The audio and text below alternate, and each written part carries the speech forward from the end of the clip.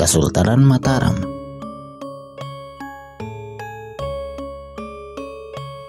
Kesultanan Mataram berdiri setelah meninggalnya Sultan Hadiwijaya, pemimpin Kesultanan Pajang.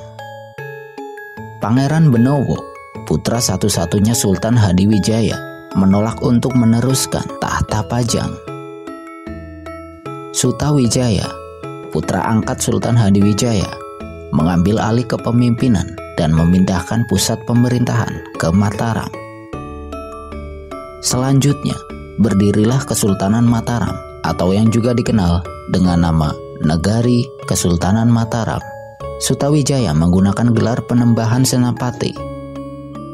Sutawijaya adalah putra dari Ki Ageng Pemanahan, pembuka hutan Mentau yang kelak diberi nama Mataram. Hutan Mentau diberikan oleh Sultan Hadiwijaya kepada Ki Ageng Pemanahan atas jasanya mengalahkan Arya Penangsang, Adipati Jipang Panolan, dalam kisruh keluarga Istana Demak. Dalam upaya mengalahkan Arya Penangsang, Ki Ageng Pemanahan bekerja sama dengan Ki Panjawi. Ki Panjawi kemudian mendapatkan wilayah Pati atas keberhasilan mengalahkan Adipati Jipang Panolan tersebut. Begitu hutan Mentau telah diserahkan, Ki Ageng Pemanahan dan Sutawijaya segera membuka hutan tersebut menjadi sebuah desa. Selang belasan tahun kemudian, hutan Mentau telah menjelma menjadi kota nan ramai. Setelah Ki Ageng Pemanahan meninggal dunia, Sutawijaya melanjutkan kepemimpinan di Mataram. Sutawijaya kemudian mewarisi bekas wilayah Kesultanan Pajang seiring mangkatnya Sultan Hadiwijaya.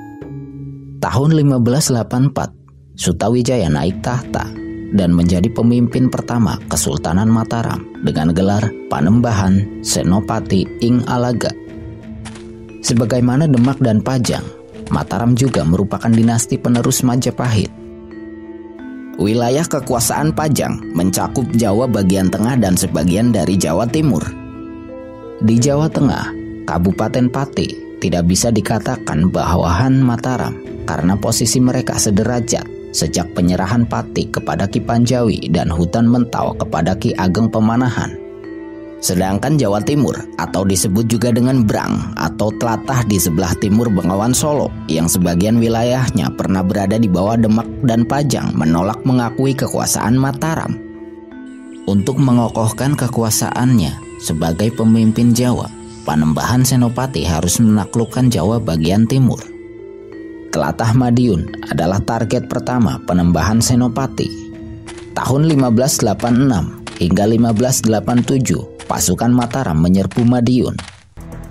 Madiun ketika itu dipimpin oleh seorang bupati perempuan bernama Retno Dumilah, putri dari Pangeran Timur, Bupati Madiun sebelumnya. Madiun yang didukung aliansi pasukan dari kabupaten di Jawa bagian timur berhasil mengalahkan Mataram. Tahun 1590, dengan dipimpin langsung oleh Panembahan Senopati, Mataram kembali menyerang Madiun. Madiun yang ketika itu tanpa pasukan aliansi pun berhasil ditundukkan Mataram.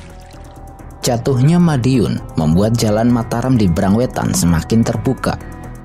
Selanjutnya, menyusul Ponorogo dan Kediri jatuh oleh Mataram pada tahun 1691.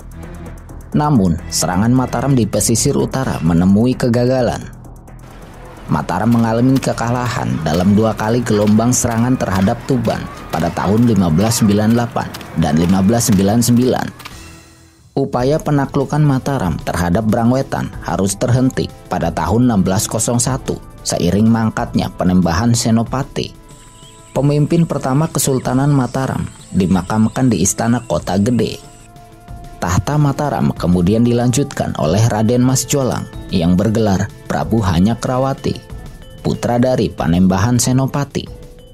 Setelah naik tahta, Prabu Hanyakrawati harus menghadapi masalah pemberontakan yang dilakukan oleh Demak dan Ponorogo. Kepemimpinan Prabu Hanyakrawati dianggap lemah sehingga menimbulkan ketidakpuasan dari Bupati Demak, Pangeran Puger, dan Bupati Ponorogo, Pangeran Jagara. 2 bupati tersebut sebenarnya masih saudara dari Prabu Hanyakrawati. Pemberontakan tersebut berhasil dipadamkan Namun, Demak dan Ponorogo terlalu banyak menguras potensi militer Mataram. Praktis, selama awal kepemimpinan Prabu Hanyakrawati, tidak ada pergerakan pasukan Mataram ke Brangwetan. Baru pada tahun 1608, dibuat sebuah rencana aksi militer untuk menaklukkan Surabaya. Aksi militer Mataram terhadap Surabaya berlangsung pada tahun 1610. Prabu Hanyakrawati memerintahkan serangan bergelombang terhadap Surabaya dan berlangsung hingga tahun 1613. Ketika serangan terhadap Surabaya belum menampakkan hasilnya, Prabu Hanyakrawati meninggal di hutan perburuan Krapyak. Prabu Hanyakrawati mengalami kecelakaan dalam perburuan tersebut sehingga kelak akan dikenal sebagai Pangeran Sedo ing Krapyak, yang artinya adalah pangeran yang meninggal di Krapyak. Tahta Mataram pun dilanjutkan oleh sosok yang akan dikenang sebagai pemimpin terbesar dalam sejarah Mataram, Sultan Agung Hanyokrokusumo. Berpindahnya pusat kekuasaan dari Demak di pantai utara, Pajang di tengah, dan kemudian Mataram di bagian selatan, membuat agama Islam pun menyebar dari pesisir utara ke pedalaman bagian selatan Jawa. Pada masa-masa inilah hingga sekarang ditemukan corak penganut agama Islam ala pesisir dan agraris khas pedalaman Jawa. Sultan Agung Hanyokrokusumo naik tahta ketika pasukan Mataram masih dalam upaya menaklukkan Surabaya. Tahun 1614, setahun setelah naik tahta, Sultan Agung mengirim ekspedisi militer ke Surabaya. Nampaknya Surabaya masih terlalu tangguh karena memiliki sekutu yang sangat kuat, yaitu Tuban. Tahun 1619, Sultan Agung mengarahkan pasukan Mataram ke Tuban, sekutu penting Surabaya sekaligus kota pesisir yang strategis. Pada tahun tersebut, Tuban berhasil dikuasai oleh Mataram. Surabaya merupakan kota pesisir sejak dari zaman Majapahit. Sebagai kota maritim, Surabaya memiliki potensi ekonomi yang sangat besar dan memiliki hubungan baik dengan kesultanan lainnya di seberang lautan. Salah satu kesultanan yang memiliki hubungan baik dengan Surabaya adalah Kesultanan Sukadana di Kalimantan Barat. Sultan Agung sepertinya sudah menemukan cara untuk memperlemah Surabaya, yaitu menjatuhkan sekutu-sekutu pentingnya. Tahun 1622, di bawah pimpinan Tumenggung Bahurekso, pasukan Mataram berhasil menguasai Sukadana. Untuk memblokade Surabaya, Sultan Agung memerintahkan penyerbuan ke Madura. Tahun 1624, Madura dikuasai oleh Mataram. Surabaya pun sekarang dalam posisi terisolasi oleh Mataram. Tahun 1625, Surabaya menyatakan menyerah setelah terisolasi sekian lama. Pemimpin Surabaya, Jaya Lengkara, diizinkan tetap tinggal di Surabaya sebagai bawahan Mataram. Di puncak kebesaran Sultan Agung, Mataram berhasil menguasai sebagian besar Jawa. Di seberang lautan, Sukadana bekas sekutu Surabaya turut menjadi bawahan Mataram.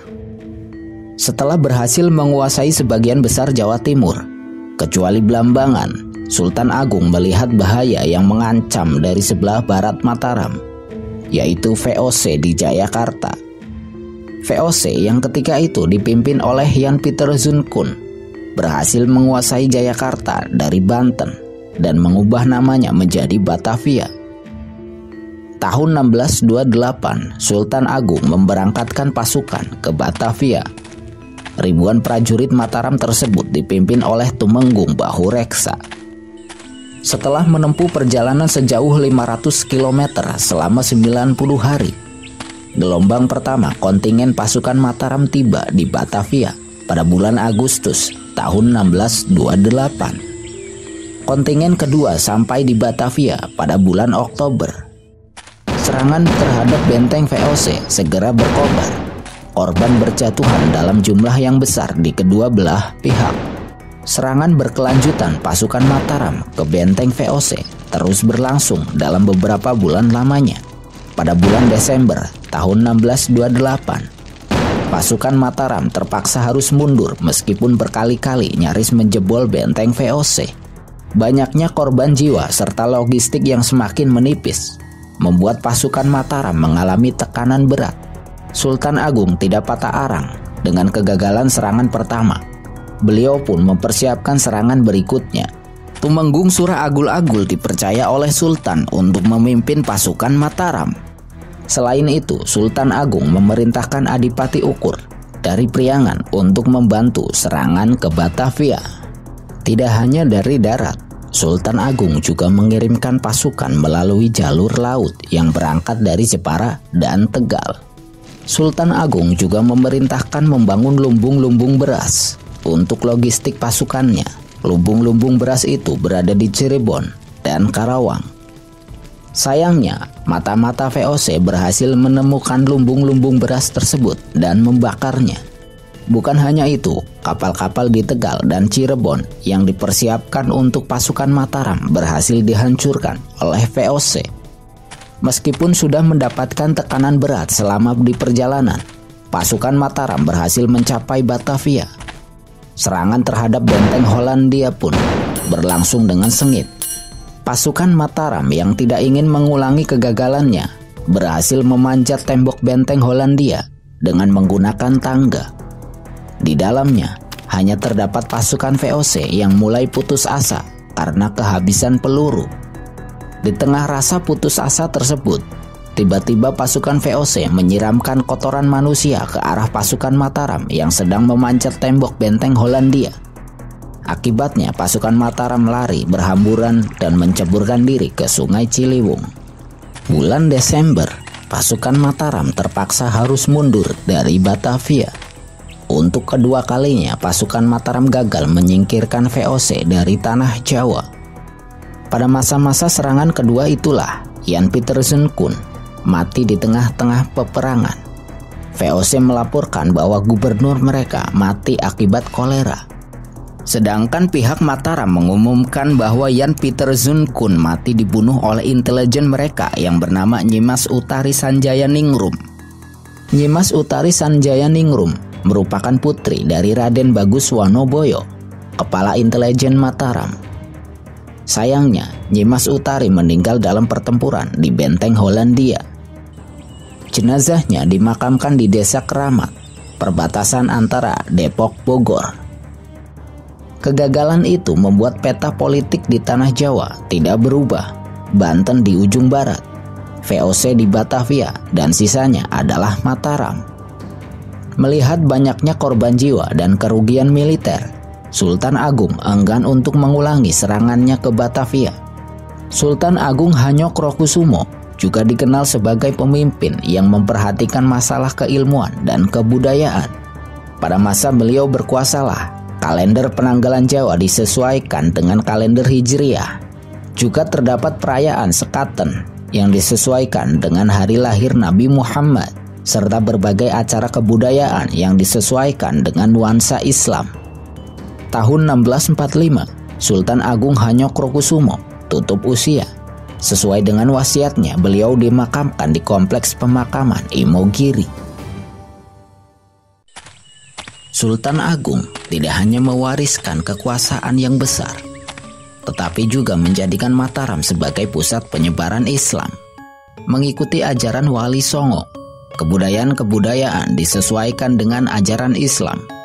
Salah satunya adalah Grebeg Maulud, perayaan untuk memperingati hari kelahiran Nabi Muhammad. Tahun 1633, Sultan Agung mengumumkan sebuah dekrit tentang berakhirnya penanggalan Jawa dan penggunaan kalender baru yang merupakan hasil modifikasi kalender Jawa dengan kalender Hijriah. Sepeninggal Sultan Agung, tahta Mataram dilanjutkan oleh putranya dengan gelar Sultan Amangkurat I. Pemimpin besar tidak selalu melahirkan pemimpin besar. Begitu pula dengan Mataram. Sultan Amangkurat I dianggap terlalu lemah sebagai pemimpin sehingga menimbulkan pemberontakan. Salah satunya adalah pemberontakan Raden Alit, adik dari sang sultan.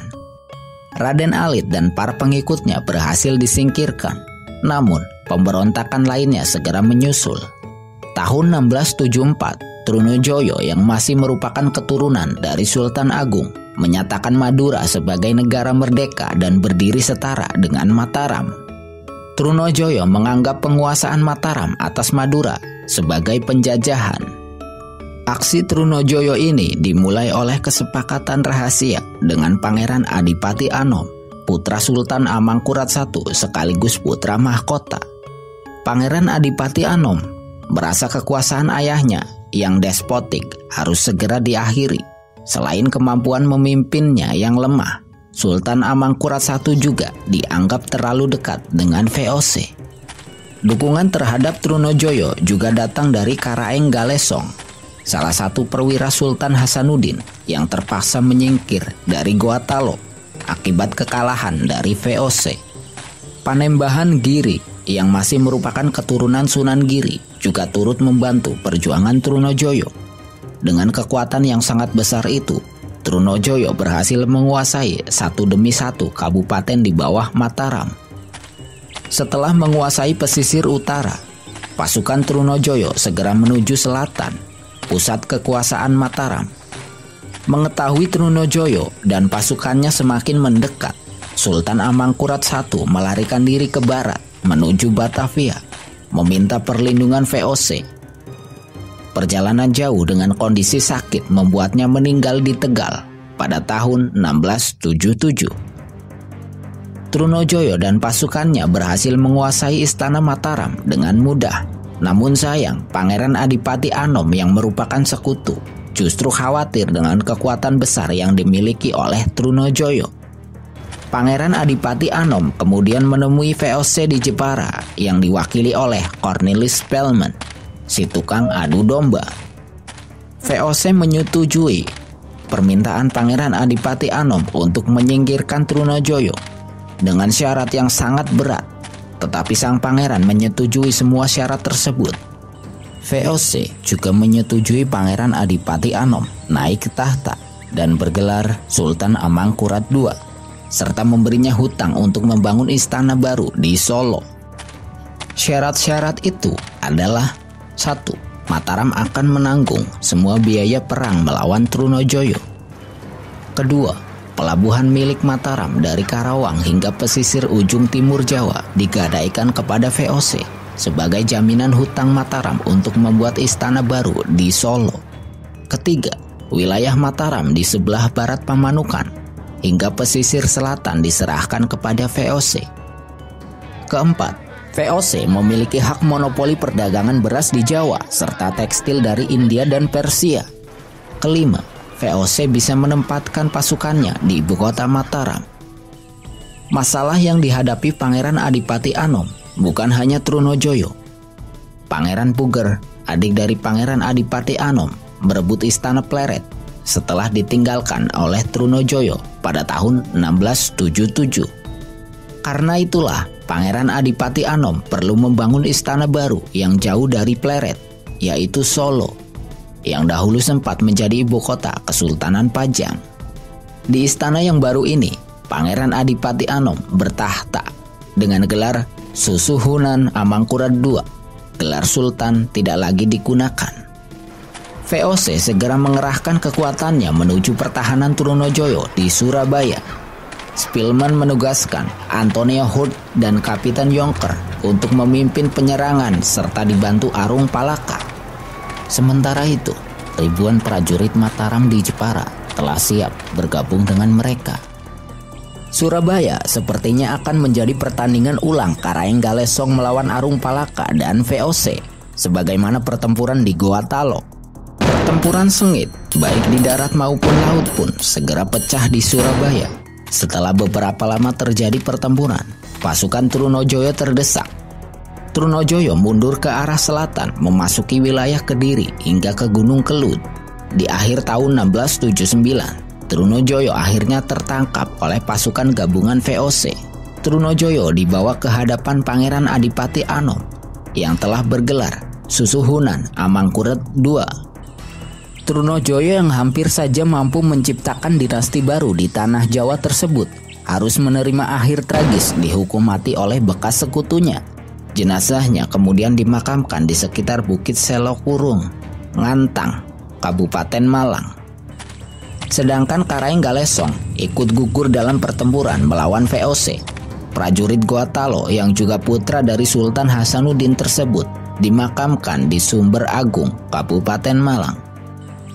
Sedangkan Panembahan Giri juga gugur pada April 1680 dalam sebuah pertempuran yang oleh VOC dianggap paling berat. Susuhunan Amangkurat II kemudian bisa berkuasa dengan bantuan besar VOC. Namun, perjanjian dengan VOC membuat kedaulatan Mataram pudar dan kehilangan sebagian wilayahnya di sebelah barat yang telah diperjuangkan oleh Sultan Agung. Penguasaan VOC terhadap pesisir utara juga menghabisi tradisi maritim kerajaan-kerajaan di Jawa. Mataram benar-benar menuju akhir dari sejarahnya.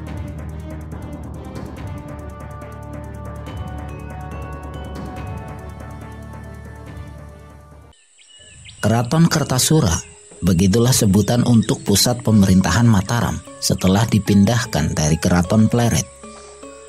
Bergelar Susuhunan Amangkurat II, pemerintahan yang dijalankan dari Istana Baru tersebut ternyata tidak berjalan mulus. Pada awal perjalanan kekuasaannya, Amangkurat II akan sangat bergantung kepada Cornelis Spelman, si tukang adu domba yang berhasil menjadi gubernur jenderal VOC pada tahun 1678. Sedangkan di Istana Lama, Pleret masih dipertahankan oleh Pangeran Puger dan tidak mau mengakui kekuasaan Amangkurat II. Pada masa inilah Mataram mengalami dualisme kepemimpinan. September tahun 1680, Amangkurat II menuju bekas ibu kota Pajang untuk membangun keraton baru. Dipilihlah Kertasura sebagai letak pusat pemerintahannya.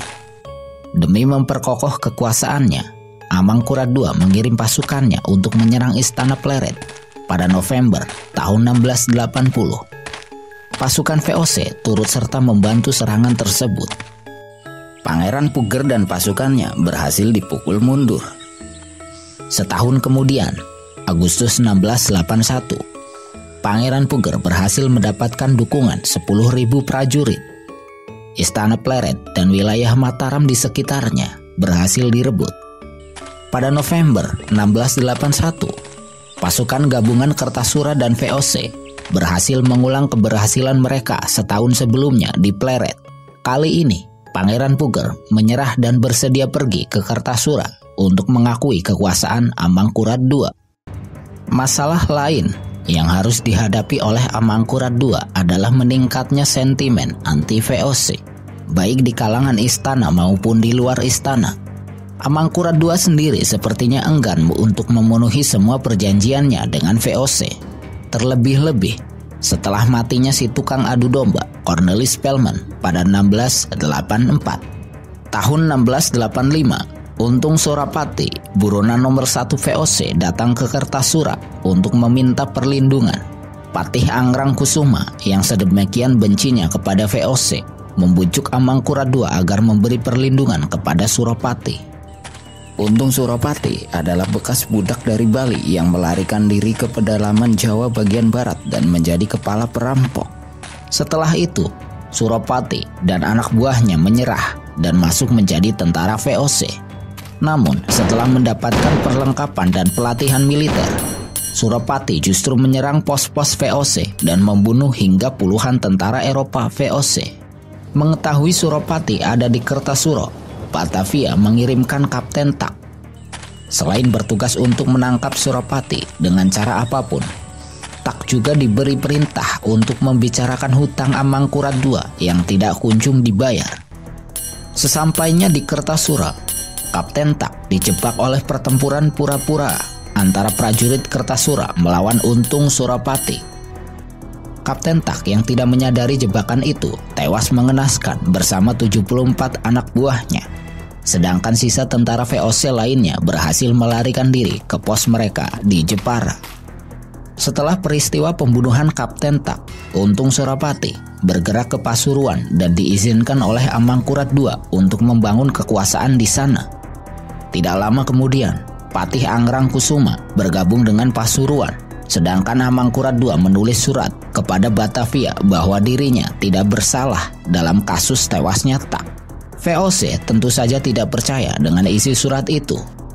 Penyelidikan VOC berhasil menemukan bukti-bukti bahwa Amangkurat II secara diam-diam telah melakukan korespondensi dengan para pemimpin di Cirebon, Palembang, Minangkabau, hingga Johor untuk membuat persekutuan anti VOC. Sementara itu, Amangkurat II kembali dihadapkan ke masalah seperti Trunojoyo ketika kekuasaan Suropati semakin besar dan bergerak ke barat hingga Madiun. Jawa Timur bagian utara, terutama wilayah sebelah utara, Sungai Brantas, telah dikuasai oleh seorang bangsawan Madura, Panembahan Cakraningrat II. Situasi Istana Kertasura sendiri tidak semakin membaik seiring perpecahan di antara mereka. Tahun 1703, situasi semakin memanas dengan wafatnya Susuhunan Amangkurat II. Tahta di Kertasura kemudian dilanjutkan oleh putra mahkota dengan gelar Susuhunan Amangkurat III. Naiknya Amangkurat III membuat Pangeran Puger dan keluarganya menyingkir ke Semarang.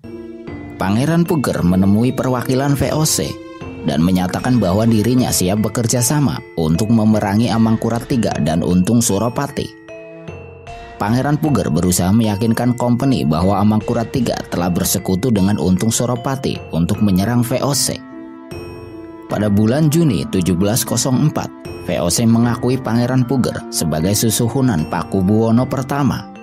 Pangeran Puger berhasil meyakinkan VOC bahwa para bupati daerah pesisir merupakan pendukungnya yang setia. Dan meletuslah apa yang kelak dikenal sebagai Perang Suksesi Jawa Pertama.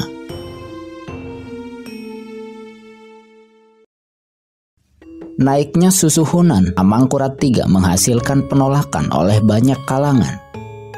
Tabiatnya dianggap buruk sehingga banyak yang menganggap Pangeran Puger lebih berhak naik tahta. Pangeran Puger yang telah bergelar Pakubuwono I segera menghimpun pasukannya untuk menyerbu Kertasura. Dalam kenyataannya, banyak daerah pesisir yang enggan terlibat dalam kisruh Pakubuwono melawan Amangkurat, seperti halnya Cirebon yang menganggap masalah itu justru menjadi beban yang tidak perlu.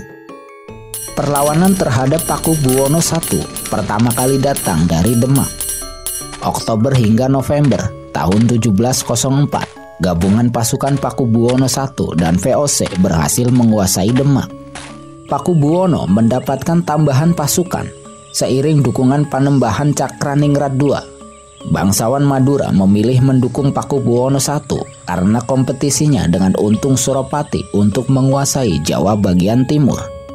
Mengetahui kekuatan besar dari utara bergerak menuju Kertasura, Amangkurat III segera menyingkir ke Pasuruan, bergabung dengan Untung Suropati. Perang demi perang terus-menerus mewarnai perjalanan dinasti Mataram. Pakubuwono dan sekutunya mengejar Amangkurat III hingga Pasuruan. Dalam catatan sejarah, pasukan gabungan yang dipimpin Pakubuwono I dan VOC mencapai 46.000 orang. Perang yang berlangsung hingga tahun 1707 akhirnya berhasil memaksa Amangkurat III beserta putra-putranya lari ke Malang. Sedangkan Suropati sendiri gugur di Bangil. Atas bujukan VOC, Amangkurat III pun menyerah. VOC menjanjikan sebagian wilayah Mataram untuk dikuasai oleh Amangkurat III. Namun, begitu menyerah, Amangkurat III beserta putra-putranya langsung dibuang ke Sri Lanka. Tentu saja bantuan besar yang diberikan oleh VOC kepada Pakubuwono I tidaklah seperti memberikan makan siang gratis.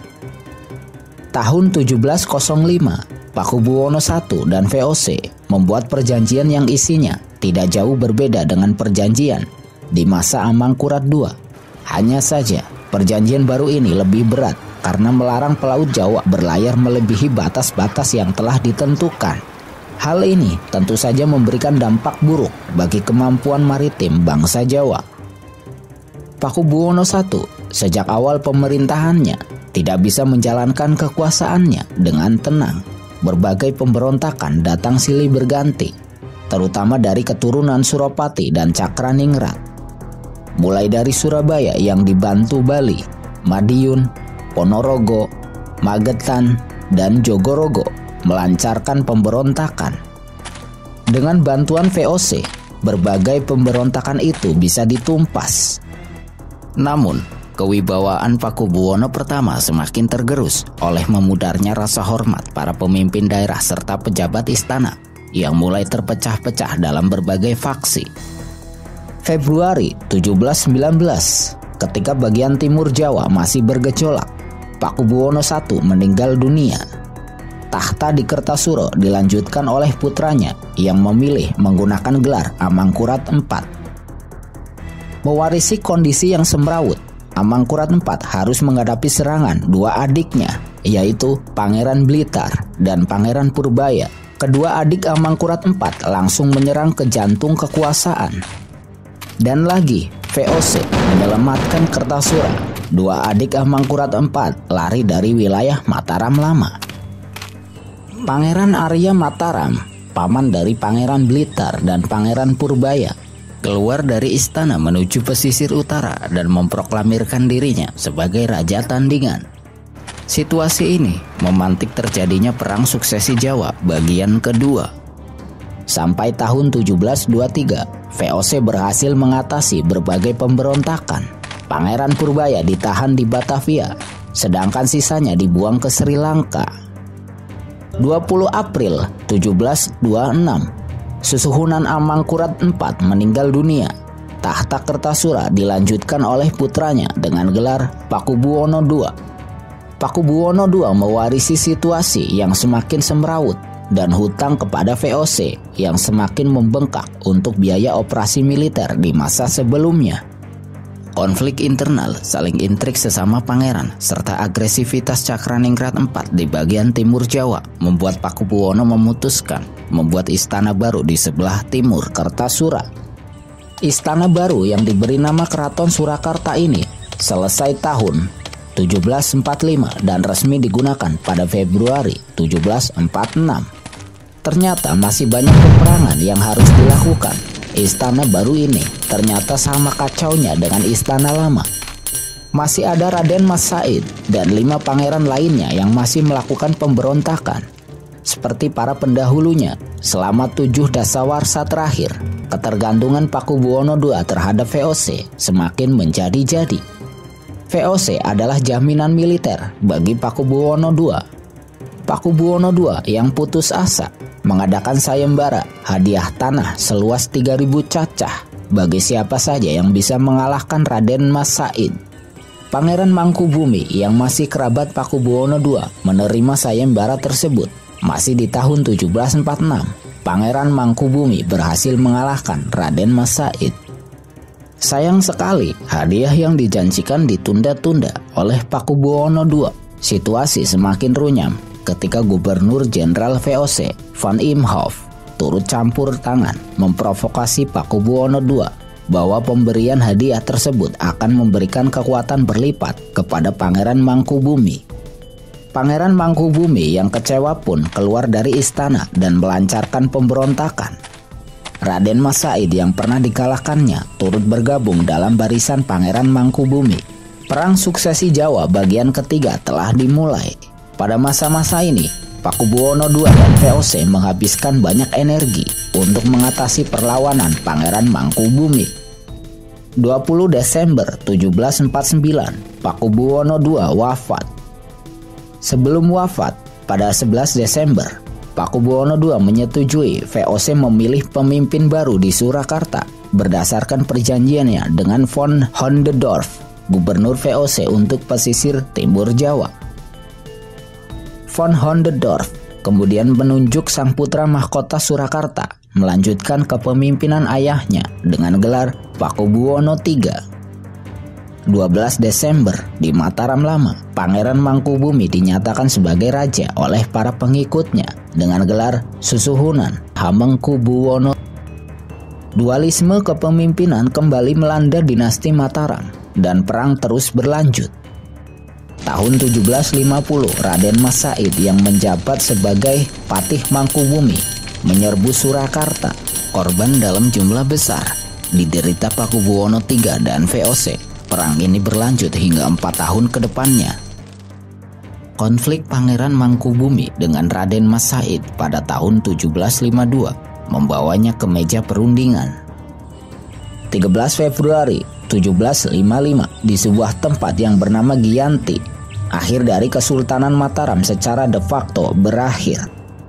Pada waktu itu, Pakubuwono III dan Pangeran Mangkubumi mencapai sebuah kesepakatan setelah bertempur sekian tahun lamanya.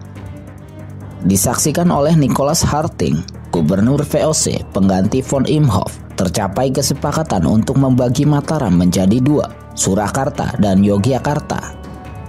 Kasunanan Surakarta yang dikuasai Pakubuwono III mendapatkan wilayah Mataram di sebelah timur Sungai Opak, dan Kesultanan Yogyakarta yang dikuasai Mangkubumi berada di sebelah baratnya.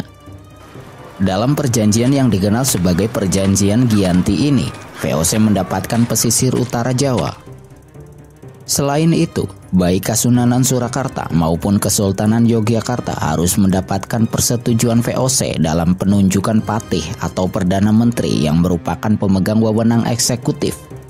Pangeran Mangkubumi kemudian memimpin Yogyakarta dengan gelar Sultan Hamengkubuwono I. Meskipun masih dipimpin oleh dinasti Mataram, namun perjanjian Giyanti telah mengakhiri sepak terjang kekuasaan Jawa yang telah dirintis oleh Panembahan Senopati.